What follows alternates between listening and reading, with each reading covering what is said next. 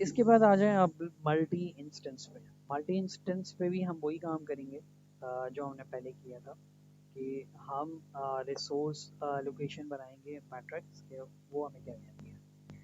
तो मैं यही मैट्रिक्स बना रहा हूँ। मेरे पास असाइन का एक कॉलम है और एक कॉलम है रिक्वेस्ट का। तो R1 R2 दो रिसोर्सेज हैं, लेकिन R2 में से भी हम देखेंगे कौन सा मौजूद है कौन सा नहीं।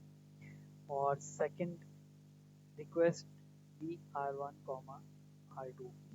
प्रोसेसेस हमारे पास हैं P1 P2 P3। तो असाइन क्या हुआ है, P1 को असाइन R2 मौजूद है, तो दिस इज R1 तो असाइन नहीं है, सॉरी R1 असाइन है, R1 इसने होल्ड किया हुआ है, कॉमा R2 होल्ड नहीं किया हुआ, तो 1 0। P2 के पास क्या है, P2 के पास R2 है लेकिन R1 नहीं है, तो दिस इज 0 1। P3 के पास R2 है, तो दिस इज 0 1 अगेन। अब क्या है, P1 रिक्वेस्ट किसको कर रहा है, P1 रिक्वेस्ट कर रहा है R2 को, तो R1 को तो नहीं कर रहा लेकिन R2 को रिक्वेस्ट कर रहा है 0 1।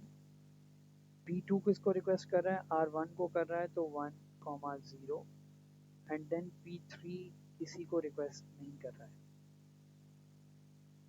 P3 is neither requesting R1 nor requesting R2। ठीक है, तो अब क्या होगा, अब हम देखेंगे कि हमारे पास रिसोर्सेस क्या R1 अवेलेबल है, R1 अवेलेबल नहीं, R2 के दोनों इंस्टेंस अवेलेबल नहीं। दोनों इंस्टेंस, एक को होल्ड किया हुआ है P2 ने, दूसरे को होल्ड किया हुआ है P3। तो हमारे पास तो इंस्टेंस कोई भी नहीं अवेलेबल।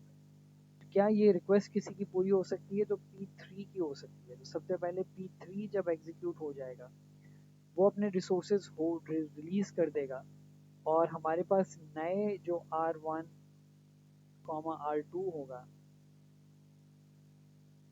पहले 0 0 था, अब वो हो जाएगा 0 1। 0 1 में अब किसकी रिक्वेस्ट एक्सेस पूरी हो सकती है, P1 की हो सकती है। P1 की जब पूरी होगी तो P1 अपने रिसोर्सेज रिलीज करेगा, और हमारे पास R1 भी आ गया, R2 पहले से था 1 तो अब ये रिक्वेस्ट भी पूरी हो सकती है। उसके बाद P2 एग्जीक्यूट हो जाएगा।